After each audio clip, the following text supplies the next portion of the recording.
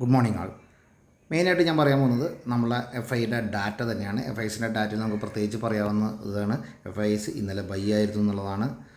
അതുപോലെ തന്നെ ചെറിയ രീതിയിൽ ബൈ ആയിരുന്നു ഡൊമസ്റ്റിക് യൂണിഷനും. ഇതൊരു പോസിറ്റീവായിട്ട് എടുക്കാമെങ്കിലും പറയാം.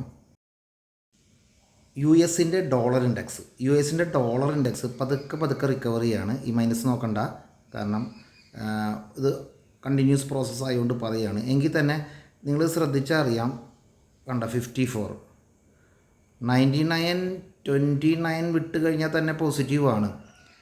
54 എടുത്തു, പിന്നെ താഴത്തേക്ക് വന്നു.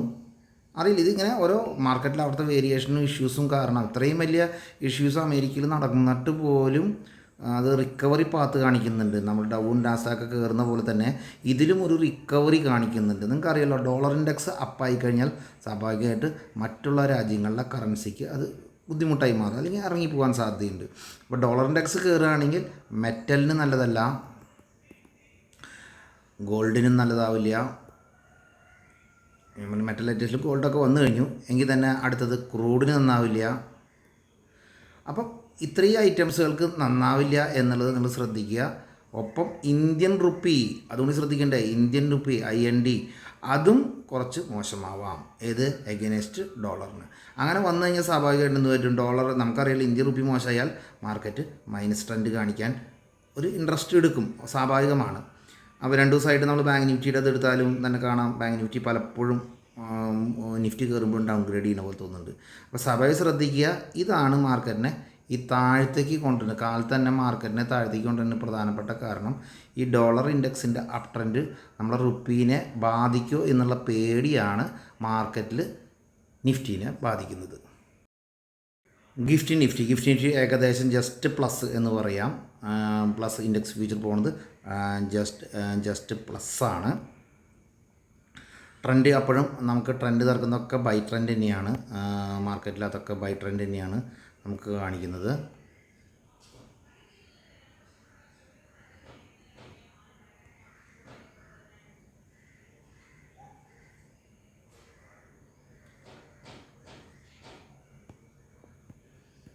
$25,306 ആയിരിക്കും, ഹഡിലായിരിക്കും, റെസിസ്റ്റൻസ് ആയിരിക്കും, കട്ട് ചെയ്യാൻ ബുദ്ധിമുട്ടുള്ള ഏരിയയാണ്. ഒന്നും ശ്രദ്ധിക്കാവുന്ന കൗണ്ടറാണ്. അപ്പോൾ ഒരു നെഗറ്റീവ് ഇമ്പാക്റ്റ് കാലത്ത് തന്നെ മാർക്കറ്റിൽ മെയിൻ വരാൻ കാരണം ഈ റുപ്പിയിലുണ്ടാകുന്ന ഡീവിയേഷനാണ്. അപ്പോൾ നമ്മൾ ശ്രദ്ധിക്കേണ്ടത് ഇന്ത്യൻ റുപ്പിയും ഡോളറായിട്ടുള്ള ആ ഡിഫറൻസ് വാച്ച് ചെയ്ത് പോകേണ്ടതാണ്. TCSൻ്റെ റിസൾട്ട് ഇൻലൈൻ ആണ്, കുഴപ്പമൊന്നുമില്ല. അപ്പോൾ അതുകൊണ്ട് അതിനെക്കുറിച്ച് പറയാനൊന്നുമില്ല. അതുമായിട്ട് ബന്ധപ്പെടുത്തി പറയാനുള്ളത് ഇന്ന് ADRs ആണ്. ADRസിനെ കുറിച്ച് പറയാം. ADR എടുത്ത് നോക്കുമ്പോൾ ഇൻഫോസിൻ്റെ ADR പ്ലസ് ആണ്. ഓക്കെ, ഇൻഫോസിൻ്റെ ADR പ്ലസ് ആണ്, വിപ്രോൻ്റെ ADR പ്ലസ് ആണ്, ICICI ബാങ്കിൻ്റെ ADR പ്ലസ് ആണ്, HDFCയുടെ ADR പ്ലസ് ആണ്. അപ്പോൾ ഇത്രയും കാര്യങ്ങൾ പ്ലസ് ഉണ്ടാക്കണമെങ്കിൽ ഇതൊരു ഭയങ്കര പോസിറ്റീവായിട്ട് മാർക്കറ്റിലെടുക്കും. ഹെവി കറക്ഷൻ ഇന്നും മാർക്കറ്റിൽ ഈസി അല്ല. കാര്യം നെഗറ്റീവ് ഇമ്പാക്റ്റ് ഉണ്ടോയെന്ന് നോക്കാം നമുക്ക് റുപ്പിയിൽ. പക്ഷേ എങ്കിൽ തന്നെ ഇത്രയും മാർക്കറ്റ് റിക്കവറി ചെയ്യുന്ന സമയത്ത് ഇന്ത്യൻ റുപ്പി പെട്ടെന്ന് താഴ്ത്തിക്കുവാൻ സാധ്യതയില്ല. കണ്ണുണ്ടാവണം എന്നുള്ളതാണ് ഇന്ത്യൻ റുപ്പിയുമേ. പക്ഷേ എങ്കിൽ തന്നെ ഇത്രയും കൺസെപ്റ്റുകളുടെ മുമ്പിൽ നിൽക്കുന്നതുകൊണ്ട് പോസിറ്റീവ് ട്രെൻഡായിരിക്കും വരാൻ സാധ്യത. കാലത്ത് തന്നെ നിഫ്റ്റി നെഗറ്റീവിലാണ് കാണുന്നത്. ഈ മൾട്ടി കമ്മോഡിറ്റി എക്സ്ചേഞ്ച് LDയുടെ ഷെയർ വാങ്ങിച്ച പോലെ തന്നെ നിങ്ങളെല്ലാവരും ഹോൾഡ് ചെയ്യുന്ന ഒരു ഷെയറായിട്ട് എനിക്ക് തോന്നുന്നു മൾട്ടി കമ്മോഡിറ്റി എക്സ്ചേഞ്ചിൻ്റെ ഷെയറാണ്. ഇതൊന്നും ഈ റേഞ്ചൊന്നും, ഇത് പറയുന്ന റേഞ്ചിലൊന്നും നിൽക്കാനൊന്നും പോകുന്നില്ല. നിങ്ങൾക്കിത് ഹോൾഡ് ചെയ്ത് കളിക്കാവുന്ന ഏറ്റവും നല്ല സ്ട്രോങ് കൗണ്ടറാണ് MCX ആയിട്ട് എനിക്ക് തോന്നുന്നത്. അതിൻ്റെ കാരണങ്ങൾ നിങ്ങൾക്ക് അറിയാവുന്നതാണ്. മൾട്ടി കമ്മോഡിറ്റി എക്സ്ചേഞ്ചിൽ കൂടുതൽ ബിസിനസ് നടക്കണം എന്നുള്ളത് കൊണ്ട് മാത്രം. താഴെ കിടക്കുന്ന ഷെയറാണ് ട്രെൻഡ്. ഞാൻ ട്രെൻഡ് ഇത് വളരെ താഴെ വന്നിരിക്കുകയാണ്. ഒരു ഫസ്റ്റ് ബൈ എന്നുള്ളത് 2-3 ബൈ എടുക്കുന്നതിനെ സംബന്ധിച്ച് ഒരു ഫസ്റ്റ് ബൈ എന്നുള്ള നിലയ്ക്ക് ട്രെൻഡിനെ കാണാവുന്നതാണ്. മുമ്പ് തന്നെ ഗോൾഡിൻ്റെ മൂവ്മെൻറ്റ് നമ്മൾ പ്രവചിച്ച പോലെ തന്നെ മുന്നേ കൂട്ടി പറയുകയാണ്, ഗോൾഡിൻ്റെ കറപ്ഷനും വളരെ സ്ട്രോങ് ആയിരിക്കും. ചിലപ്പോൾ നിങ്ങളെ വലിയൊരു എമൗണ്ട് ഗോൾഡിൽ നിന്ന് സിൽവർ നഷ്ടപ്പെടാനുള്ള സാധ്യത വരുന്ന ഒരു ഏരിയയാണ്. എന്നെ സംബന്ധിച്ച് ഗോൾഡ് ഇൻവെസ്റ്ററെ സംബന്ധിച്ച് കുറച്ച് പ്രോഫിറ്റ്, മ്യൂച്വൽ ഫണ്ട് ആയിക്കോട്ടെ, ഗോൾഡ് മ്യൂച്വൽ ഫണ്ട് ആയിക്കോട്ടെ, ETF ആയിട്ട് പ്രോഫിറ്റ് ബുക്കിംഗ് ഏരിയകളൊക്കെയാണ് ഇത്. വല്ലാണ്ട് ആർത്തി കാണിച്ച് മുഴുവൻ കിട്ടാത്ത അവസ്ഥ വരരുത്. കുറച്ചെങ്കിലും പൊസിഷൻ കട്ട് ചെയ്യേണ്ട സമയമാണ്. ഗോൾഡ് ETF കുറച്ച് പേയ്മെൻറ്റ് കട്ട് ചെയ്യും, അല്ലെങ്കിൽ പ്രോഫിറ്റ് ബുക്ക് ചെയ്യേണ്ട സമയമാണ് കുറച്ചെങ്കിലും. രണ്ടാമത്തെ കേസ് നിങ്ങൾക്ക് അറിയാം. ഞാനതിൽ പ്രധാനപ്പെട്ട കാരണം നമ്മളുടെ ഡോളർ ഇൻഡെക്സ് കയറുകയാണ്. അമേരിക്കയിലത്തെ താരിഫ് പ്രശ്നങ്ങൾ തീരുകയാണെങ്കിൽ സ്വാഭാവികമായിട്ട് ഇതൊക്കെ താഴ്ത്തേക്ക് പോരാൻ സാധ്യത കൂടുതലാണ്. ഇനിയൊരു ഇതാണ് പറയാനുള്ളത്. അതിൽ ഞാൻ ഓപ്ഷൻസിലേക്ക് വരികയാണ്. ഓപ്ഷൻസിലേക്ക് വരുമ്പോൾ നമുക്ക് ഗോൾഡ് മിനിയുടെയൊക്കെ ഓപ്ഷൻ അവൈലബിൾ ആണ്. ഈ ഓപ്ഷൻ്റെ പ്രത്യേകത പലർക്കും അറിയുമോ എന്നറിയില്ല.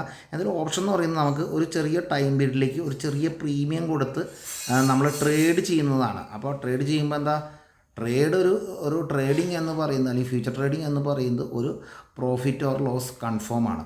അത് നമുക്ക് ഹോൾഡ് ചെയ്ത് വയ്ക്കാൻ പറ്റില്ല. അപ്പോൾ പക്ഷേ ഇവിടെ എന്താ ഗുണം എന്തെന്ന് പറഞ്ഞാൽ, നമ്മളെ സംബന്ധിച്ച് നമ്മളൊരു ഓപ്ഷന് വേണ്ടി ചെറിയൊരു പൈസ മുടക്കുമ്പോൾ അത് ഈ പർട്ടിക്കുലർ മാസം ആ ടൈം പീരീഡ് കഴിഞ്ഞ് അത് താഴത്തേക്ക് പോവുകയാണെങ്കിൽ, നമ്മളെ കാൽക്കുലേഷൻ തെറ്റി പോവുകയാണെങ്കിൽ നമ്മുടെ ബിസിനസ് അവിടെ ക്ലോസ് ആയി. അതല്ല നമ്മൾ വേറൊരു രീതിയിൽ എടുക്കുകയാണെങ്കിൽ, നമ്മളൊരു ഫ്യൂച്ചറോ അല്ലെങ്കിൽ അല്ലെങ്കിൽ ETF എടുക്കുമ്പോൾ താഴത്തേക്ക് പോയി കഴിഞ്ഞാൽ പിന്നെ റിക്കവറി പാത്ത്, ഈ കമ്മോഡിറ്റി ഐറ്റംസിൻ്റെയൊക്കെ റിക്കവറി പാത്ത് എപ്പോഴും കുറച്ച് ടൈം എടുത്തിട്ടായിരിക്കും എന്ന് പറയാവുന്നതാണ്. അതുകൊണ്ടാണ് ഞാൻ ഓപ്ഷന്, ഗോൾഡ് മിനിയുടെയൊക്കെ ഓപ്ഷൻ അവൈലബിൾ ആണ്. നിങ്ങൾ ഓപ്ഷനിൽ ട്രേഡ് ചെയ്യാൻ പഠിക്കുക. അടുത്തൊരു ഗുഡ് ന്യൂസ് എന്ന് പറഞ്ഞാൽ ഡയറക്റ്റ് കോൾ ചെയ്ത് ട്രംപിനെ വിളിച്ച് വിഷ് ചെയ്തിരിക്കുകയാണ് നരേന്ദ്രമോദി. അതുപോലെ തന്നെ നമ്മളെ താരിഫുമായിട്ട് മുന്നോട്ടുള്ള ചർച്ചകൾ മുന്നോട്ട് കൊണ്ടുപോകുന്നുള്ള കാര്യങ്ങൾ ആൾ ഫോണിൽ കൂടെ നേരിട്ട് ആളുടെ ആ ഒരു ഗാസയിലെ പീസിന് വേണ്ടിയിട്ടുള്ള ഒരു ഗുഡ് ന്യൂസിനെ കുറിച്ചിട്ട് ഒന്ന് വിഷ് ചെയ്യാൻ വേണ്ടി വിളിച്ചപ്പോൾ പറഞ്ഞിട്ടുണ്ട്. ഇതിൽ തന്നെ നമ്മളൊരു പോസിറ്റീവ് ട്രെൻഡിലേക്ക് പോവുകയാണെന്ന് എനിക്ക് തോന്നുന്നു. വേറെ വിഷയങ്ങളൊന്നും ഇല്ലെങ്കിൽ നല്ല താരിഫുകൾ, ചെറിയ റെക്ടിഫിക്കേഷനൊക്കെ ഉണ്ടാക്കിയിട്ട് താരിഫ് വരികയായിരിക്കും. താരിഫ് സെറ്റ് ചെയ്യാൻ നമുക്ക് ആഗ്രഹമുണ്ടെന്നുള്ളത് വളരെ പ്രധാനപ്പെട്ട കാര്യമായിട്ട് മാറുന്നുണ്ട്. ഗിഫ്റ്റ് നിഫ്റ്റി ഇപ്പോൾ തന്നെ -2 പോയിൻറ്റ്. ഞാൻ പറഞ്ഞില്ല, ഇതാണ് പ്രശ്നം എന്ന് പറഞ്ഞാൽ ഈ ഡോളർ ഇൻഡെക്സുമായിട്ടുള്ള ബന്ധപ്പെട്ടുള്ള ഇഷ്യൂസാണ് നമ്മളെ ബാധിക്കുന്നത്. നിങ്ങൾ കൃത്യമായിട്ട് ഇന്ത്യൻ റുപ്പിയായിട്ട് മാച്ച് ചെയ്ത് നോക്കുക. ഇന്നലെ നിൽക്കുന്നത് ശരിക്കും 88 റേഞ്ച് നിൽക്കുന്നത്. 88 ഒരു 89ലേക്ക് അടുക്കാനുള്ള ഒരു ഇതിലേക്കാണ് പോകുന്നത്. മനസ്സിലായി? 88-70. അപ്പോൾ ആ റേഞ്ച് കട്ട് ചെയ്ത് മുകളിലേക്ക് പോകുമ്പോൾ നെഗറ്റീവ് ഇമ്പാക്റ്റ് മാർക്കറ്റിൽ ഉണ്ടാവും എന്നുള്ളത് തീർച്ചയാണ്. കാരണം നിങ്ങൾ മനസ്സിലാക്കേണ്ടത്, അമേരിക്കൻ മാർക്കറ്റ് മോശമായിരിക്കുമ്പോഴാണ് ഇന്ത്യൻ റുപ്പി പെർഫോം ചെയ്യാണ്ടിരിക്കുന്നത്. ഈ അമേരിക്കൻ മാർക്കറ്റ് ഒന്നുകൂടി മുകളിലേക്ക് പോകുമ്പോൾ ഇന്ത്യൻ റുപ്പി കൂടുതൽ മോശമാവാനുള്ള സാധ്യത വരും. ഓക്കെ, അപ്പോൾ അതൊന്ന് ശ്രദ്ധിക്കുക. കാര്യം FISൻ്റെ ബൈ ഒക്കെ വന്നിട്ടുണ്ടെങ്കിലും അതൊക്കെ ഫ്യൂച്ചറാണ് എന്നുള്ളത് മാത്രം പറയാവുന്നതാണ്. അപ്പോൾ ഈ ന്യൂസുകളൊക്കെ പോസിറ്റീവാണ്, പക്ഷേ കുറച്ച് ഇമ്പാക്റ്റുകൾ മാർക്കറ്റിൽ വരാനുണ്ട്. ഇന്ന് വെള്ളിയാഴ്ചയാണ്, പ്രോഫിറ്റ് ബുക്കിംഗ് മരുന്നുകൂടാതില്ല. ഓക്കെ, അതുപോലെ തന്നെ എനിക്കൊരു ലാസ്റ്റ് കാര്യം പറഞ്ഞു. ഞാനിതൊക്കെ വളരെ ഫാസ്റ്റായിട്ടും അതുപോലെ തന്നെ പെട്ടെന്ന് പറയുന്നത് മനസ്സിലാവുന്നില്ലെങ്കിൽ എന്നെ വിളിക്കാവുന്നതാണ്. ഒരു കേസ് എന്നാൽ വിളിക്കാവുന്ന ഇങ്ങനെയൊക്കെ ചെയ്താൽ ശരിയാവില്ല, അല്ലെങ്കിൽ ഇങ്ങനെ ചെയ്താൽ നല്ലതായിരുന്നു എന്ന് പറഞ്ഞവരെ സംബന്ധിച്ച് നല്ലത് തന്നെ. പിന്നെ വീഡിയോ, ഒരു വലിയൊരു ക്വാളിറ്റി വീഡിയോ എടുത്തിട്ട് നമ്മൾ സബ്സ്ക്രൈബേഴ്സൊന്നും നമ്മളങ്ങനെ അച്ചീവ് ചെയ്യാൻ ശ്രമിക്കാറില്ല. നമ്മളെ ക്ലയൻസിന് വേണ്ടിയാണ് ഇത് കൊടുക്കുന്നത്. അപ്പോൾ ആ ക്ലയൻസുകൾക്ക് എന്തെങ്കിലും ഗുണം കിട്ടട്ടെ എന്ന് മാത്രമേ ചിന്തിച്ചിട്ടുള്ളൂ. അപ്പോൾ ഇതിൻ്റെ നല്ലൊരു വീഡിയോ, നല്ലൊരു പ്ലേ ബാക്ക് ആയിരിക്കണം എന്നുള്ളതൊന്നും എനിക്ക് സമയമില്ല. കാരണം നിങ്ങൾക്കറിയാം, ഇപ്പോൾ ഞാനിത് ചെയ്യുന്നത് 8:07 AM അപ്പോൾ ഇത് എനിക്ക് ചെയ്യുമ്പോൾ വളരെ ഫാസ്റ്റായിട്ട് ഇത് ചെയ്ത് ഇത് അപ്ലോഡ് ചെയ്ത് നിങ്ങൾക്ക് തരിക എന്നുള്ളത് പറയുമ്പോൾ നിങ്ങൾ മനസ്സിലാക്കുക, എന്നും കാലത്ത് ഈ സമയത്ത് ചെയ്യുന്നതാണ് ഡ്യൂട്ടിയിലേക്ക് കയറണം. അപ്പോൾ നമുക്ക് ആ ചെയ്യാവുന്ന ഇത് അത്യാവശ്യം സത്യസന്ധതയോടെ ചെയ്യണമെന്ന് വിചാരിക്കുന്നു. Thank you.